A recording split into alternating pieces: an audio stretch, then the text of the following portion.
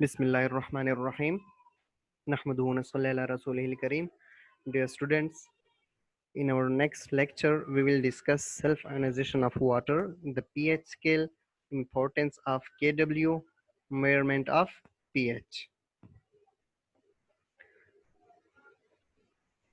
The very first topic is self-ionization of water. Basically, water molecules are highly polar. Occasionally, the collision between water molecules are energetic enough to transfer a proton from one water molecule to another. Late consider कि हमारे पास एक container है, उसमें water है. उन water molecules में से कोई से दो वाटर मॉलिक्यूल्स आपस में कोलाइड करके एक वाटर मॉलिक्यूल आयोनाइज हो जाता है, टूट जाता है इनटू रिस्पेक्टिव H पॉजिटिव और OH नेगेटिव में.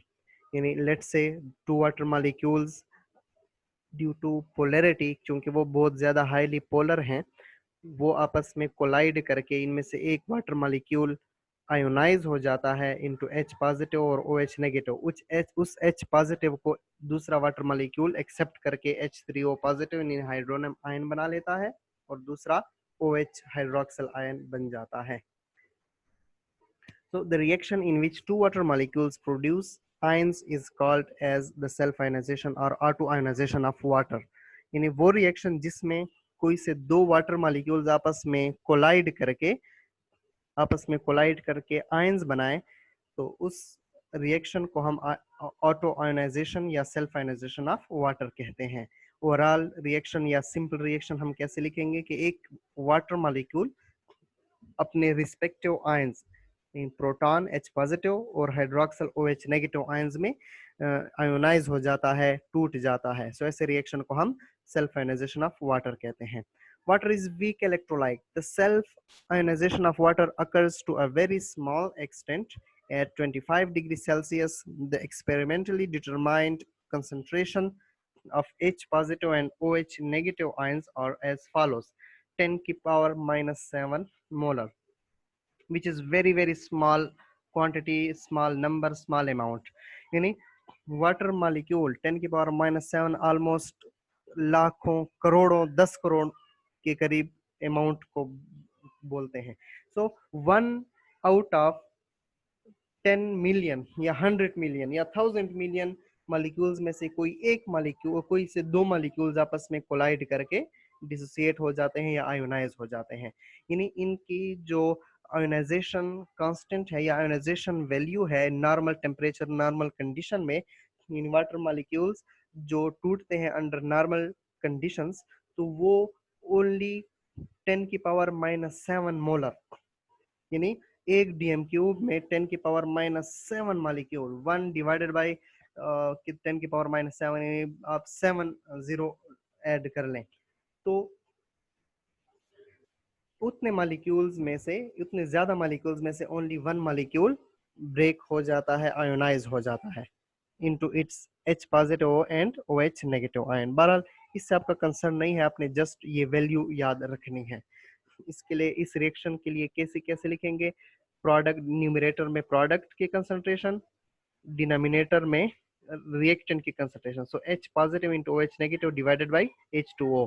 अब यहाँ पर H2O डिवाइड है Kc के साथ, वहां जाके मल्टीप्लाई हो जाएगा लेफ्ट साइड पे, is equal to K. So Kc into H2O की concentration is equal to H positive की कंसंट्रेशन इंटू OH नेगेटिव की कंसंट्रेशन. अब हमें पता है कि हजारों करोड़ों अरबों खरबों मॉलिक्यूल्स में से कोई दो मॉलिक्यूल्स टूट जाए तो उन वाटर मॉलिक्यूल्स की कंसंट्रेशन में कोई खास फर्क नहीं आता. So almost concentration of water constant रहेगा. सो Kc is a constant, concentration of water is also constant, so constant multiplied by constant give rise to another constant known as Kw, ionization constant for water. So ionization Kw is known as ionization constant of water, and it will be equal to H positive into concentration of OH negative, and this equation is called ionization constant or ionization product of water.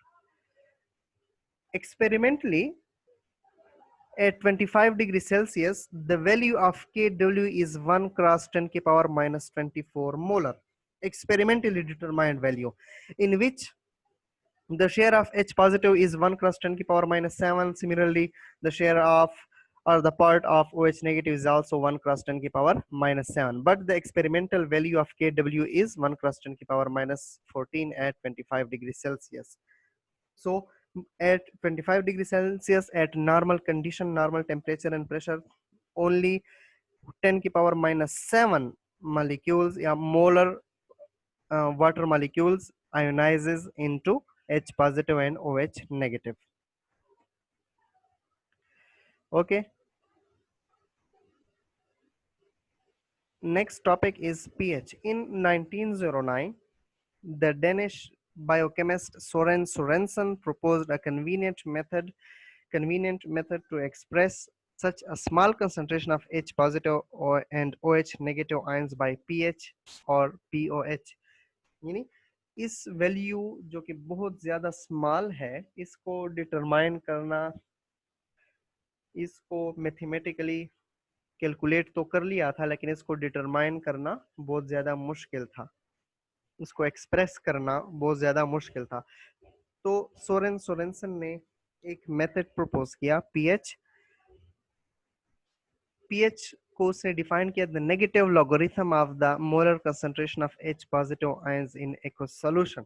यानी अभी पिछली slide में जो हमने H positive ions की concentration हमने determine की experimentally, जो कि 1 क्रॉस 10 की पावर माइनस 7 मोलर थी, उसका अगर हम नेगेटिव लॉगरिथम ले लें, आपने मैथ में पढ़ा होगा कि नेगेटिव लॉगरिथम के कुछ रूल्स होते हैं, उन रूल्स के जरिए हम कैसे 10 की पावर माइनस 7 को एक्सप्रेस करें. सो वो नेगेटिव लॉगरिथम अगर हम उस वैल्यू का ले लें तो उसका पीएच कहलाएगा. कैसे? डेफिनेशन के मुताबिक pH is equals to negative logarithm of hydrogen ion concentration in aqueous solution. लेकिन प्योर वाटर के लिए 25 डिग्री सेंटीग्रेड पे H पॉजिटिव, पिछली स्लाइड में हमने 10 की पावर माइनस 7 कैलकुलेट किया एक्सपेरिमेंटली. OH नेगेटिव का भी सेम केस था, 10 की पावर माइनस 7 मोलर कैलकुलेट की एक्सपेरिमेंटली हमने. अब pH डेफिनेशन के मुताबिक minus log hydrogen ion concentration 10 की 1 क्रॉस 10 की पावर माइनस 7 यहाँ पे पुट करें, लॉगरिथम रूल्स अप्लाई करें, कैलकुलेशन करें, इनका रिजल्ट 7 आता है. सो जो नॉर्मल वाटर है, न्यूट्रल वाटर है, उसका पीएच 7 होगा. तमाम एक्वस सॉल्यूशन का पीएच 7 होगा. जिन एक्वस सॉल्यूशन का पीएच 7 होगा 25 डिग्री सेल्सियस पे, वो सॉल्यूशन न्यूट्रल सॉल्यूशन होंगे. अगर 7 से पीएच लेस देन होगा तो वो एसिडिक होगा वो सॉल्यूशन, और अगर हाइड्रोजन आयन अगर पीएच 7 से ज्यादा हो तो वो बेसिक होगा. अगर पीएच 7 से कम हो तो इसका मतलब H पॉजिटिव आयन ज्यादा होंगे और OH नेगेटिव आयंस कम होंगे. इसको हम अगली स्लाइड में काफी डिटेल से डिस्कस करते हैं. Okay. What is importance of Kw? Kw is temperature dependent in any aqueous solution at 25 degrees Celsius. No matter what does it contain, the product of H positive and OH negative ion concentration is always equal to 1 cross 10 की power minus 14. This means that if H ion increases, the OH negative ion must decreases so that the product of the two is still 1 cross 10 की power minus 14. इस diagram से मैं आपको काफी detail से समझाता हूं कि जब H आयन की कंसंट्रेशन 10 की पावर माइनस 7 मोलर थी, तो उसका जब हमने नेगेटिव लॉगरिथम निकाला तो उसकी वैल्यू 7 आ गई. तो 7 पे वैल्यू क्या होगी? न्यूट्रल होगी, तो प्योर वाटर का पीएच होगा. जब हमने 10 की पावर माइनस 7 से वैल्यू इंक्रीज की, 10 की पावर जब माइनस में होती है तो लेस देन वैल्यू जो होती है वो इंक्रीज, यानी 10 की पावर माइनस 6 से माइनस 6 ज्यादा है माइनस 7 से. सिमिलरली 10 की पावर माइनस 2 माइनस 5 से ज्यादा है. तो जब हम value of H positive ion, हम concentration of H positive ion increase करते गए तो उसकी पीएच वैल्यू डिक्रीज होती गई. यानी आप negative logarithm of H positive ion concentration negative log 10 की पावर माइनस 3 जब कैलकुलेटर से कैलकुलेट करेंगे तो उसकी वैल्यू 3 आएगी. 10 की power minus 1 negative logarithm of 10 की पावर माइनस 1 कैलकुलेट करेंगे तो उसकी वैल्यू 1 आएगी. सो जैसे हम H आयन की कंसंट्रेशन इंक्रीज करते गए तो इसकी pH वैल्यू कम होती गई, इसका मतलब एसिडिटी कम होती गई. जब concentration of H positive ion ज्यादा होता जाएगा तो एसिडिटी ज्यादा होती जाएगी। इसके अपोजिट पीएच की वैल्यू जब 7 से कम होती जाएगी तो उसकी एसिडिटी ज्यादा होती जाएगी। सिमिलरली जब H पॉजिटिव आयन की कंसंट्रेशन कम होती गई, -9, -10, -11 कम करते गए H पॉजिटिव आयन की कंसंट्रेशन किसी सॉल्यूशन में, तो वो बेसिक ज्यादा होता गया, उसकी एसिडिटी कम होती गई और बेसिसिटी ज्यादा होती गई। और उसका नेगेटिव लॉग अगर निकाल कर हम चेक करें तो उसका पीएच 7 से ज्यादा आएगा। 10 10 की पावर -9 का 9 आएगा, 10 की पावर -10 का 10 आएगा and so on. So 7 pH neutral है, उससे ज्यादा जब होगा तो बेसिक होगा, उससे कम होगा तो एसिडिक होगा। ये बात याद रखनी है आप लोगों ने। एक और स्लाइड से आपको दोबारा रिवाइज कराने की कोशिश करता हूं कि जब H आयन की कंसंट्रेशन -7 होती है, OH आयन की कंसंट्रेशन 10 की पावर -7 होती है, तो उसका pH 7 होता है और वो न्यूट्रल सॉल्यूशन होता है। जब H पॉजिटिव आयन की कंसंट्रेशन ज्यादा होती जाती है, उसका pH कम होता जाता है, तो वो एसिडिक बनता चला जाता है, मोर एसिडिक बनता चला जाता है। इसके अपोजिट चूंकि हमने टोटल प्रोडक्ट 10 की पावर -14 के इक्वल करना है -6 + -8 -14, सो OH आयन की कंसंट्रेशन ऑटोमेटिकली डिक्रीज होती जाएगी। इसी तरह अगर हम H पॉजिटिव आयन की कंसंट्रेशन कम करते जाएंगे तो OH नेगेटिव आयन की कंसंट्रेशन ज्यादा होती जाएगी और उसका पीएच भी ज्यादा होता जाएगा और वो मोर बेसिक होता चला जाएगा। आपको पता है कि नेगेटिव वैल्यू वैल्यू अपोजिट होती है। 10 की पावर -8 इज लेस देन 10 की पावर -7, 10 की पावर -6 इज ग्रेटर देन 10 की पावर -7। सो जब हम H पॉजिटिव आयन की कंसंट्रेशन कम करते चले जाएंगे तो OH नेगेटिव आयन की कंसंट्रेशन ज्यादा होती चली जाएगी और चूंकि पीएच जो H पॉजिटिव का नेगेटिव लॉगरिथम था वो उसकी वैल्यू भी ज्यादा होती चली जाएगी। -9 का लॉगरिथम 9, 10 की पावर -10 का लॉगरिथम 10। सो पीएच की वैल्यू जब 7 से ज्यादा होती चली जाएगी तो वो बेसिक होता चला जाएगा और 7 पर न्यूट्रल, और 7 से जब पीएच की वैल्यू कम होगी तो वो एसिडिक होगा।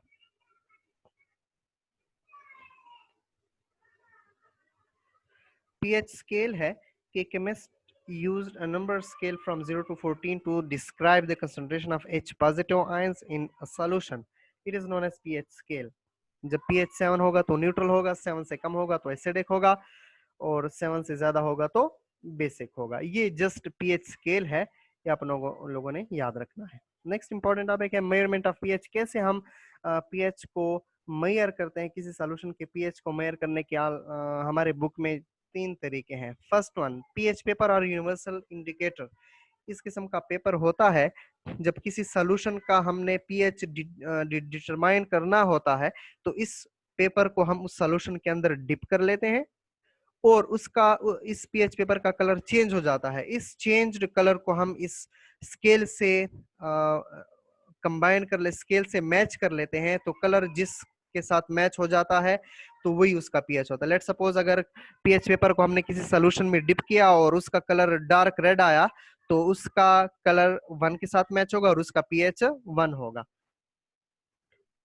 सिमिलरली नेक्स्ट सेकंड जो मेथड है मेजरमेंट ऑफ पीएच में, पीएच को कैसे मेजर करेंगे, वो है लिटमस पेपर। याद रखें 2 टाइप्स ऑफ लिटमस पेपर पाए जाते हैं, एक रेड लिटमस पेपर और एक ब्लू लिटमस पेपर। याद रखें ब्लू लिटमस पेपर को जब एसिड में डिप करेंगे तो उसका कलर रेड हो जाएगा और ब्लू लिटमस पेपर को जब बेस में डिप करेंगे तो उसका कलर चेंज नहीं होगा। इसी तरह रेड लिटमस पेपर को जब बेस में डिप करेंगे तो उसका कलर ब्लू होगा और रेड लिटमस पेपर को जब एसिड में डिप करेंगे तो उसका कलर चेंज नहीं होगा। लेट्स से एक बेस हमने किसी बीकर में लिया, उसमें रेड भी डिप किया, ब्लू भी डिप किया, बेस में ब्लू लिटमस पेपर का कलर अनचेंज होगा जबकि रेड का कलर चेंज होकर ब्लू हो जाएगा।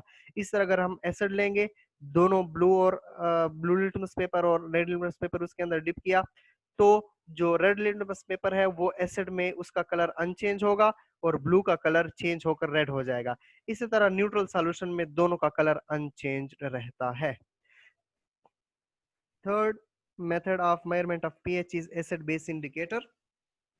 खास किस्म के सब्सटेंसेस या केमिकल्स होते हैं लिक्विड फॉर्म में या सॉलिड फॉर्म में, वो एसिड और बेस को डिटेक्ट करने के लिए यूज होते हैं। लेट्स से पहले एग्जांपल हम डिस्कस करते हैं कि मिथाइल वायलेट है, उसको जब हम एसिड में ऐड करेंगे few drops of methyl violet को हम एसिड में पोर करेंगे तो उसका कलर येलो हो जाएगा, और जब हम बेस में डालेंगे तो उसका कलर ब्लू हो जाएगा। इसी तरह बाकी सारे एसिड बेस इंडिकेटर हैं। फ्यू ड्रॉप्स किसी में अगर लेट्स से फिनाफ्थलीन है, तो फ्यू ड्रॉप्स ऑफ फिनाफ्थलीन अगर हम एसिड में डालेंगे तो उसका कलर चेंज नहीं होगा, बल्कि वो कलरलेस होगा, जबकि बेस में उसका कलर पिंक होता है। इंशाल्लाह ऐसे बेस टाइट्रेशन में आपको फिनाफ्थलीन इंडिकेटर मैं आपको बताऊंगा। Next application of pH measurement है। क्यों यूज पीएच साइंटिस्ट या केमिस्ट क्यों मेजर करते हैं, वो क्यों उनके लिए ज़रूरी है? क्यों? क्योंकि वो हेल्प करता है to create soil condition ideal for plant growth. Soil की एसिडिटी और बेसिसिटी चेक करने के लिए कि अगर ज़्यादा एसिडिक है या ज़्यादा बेसिक है तो यहाँ पर सूटेबल है, क्रॉप को ग्रो करना सूटेबल है या नहीं है। Similarly medical diagnosis, maintaining the correct acid base balance in swimming pool में जो वाटर है वो ज्यादा एसिडिक या बेसिक तो नहीं है। इलेक्ट्रोप्लेटिंग में यूज होता है, मैन्युफैक्चर ऑफ मेडिसिन में यूज होता है, concentration of impurities in tap water and waste water उसको चेक करने के लिए भी ये पीएच स्केल यूज होता है। पीएच डिटर्मिनेशन इंपॉर्टेंट है। Okay, thank you so much. उम्मीद करता हूँ समझ आ गई होगी। अगर फिर भी समझ ना आए हो पीएच में, क्योंकि वो थोड़ा कंफ्यूजिंग टॉपिक है, तो दोबारा मुझे इन्फॉर्म कर दीजिएगा। मैं एक न्यू लेक्चर आपके लिए अब अच्छे तरीके से काफ़ी डिटेल से बनाकर अपलोड कर दूंगा। इन लेक्चर्स में मैंने जस्ट सरसरी जितना बुक में था उतना ही आपको समझाने की कोशिश की। अगर फिर भी आप डिटेल से समझना चाहते हैं तो फिर मुझे बता दीजिएगा। मैं इंशाल्लाह डिटेल से काफ़ी डिटेल से वीडियो बनाकर अपलोड कर दूंगा। ओके, अल्लाह हाफिज़। Thank you so much.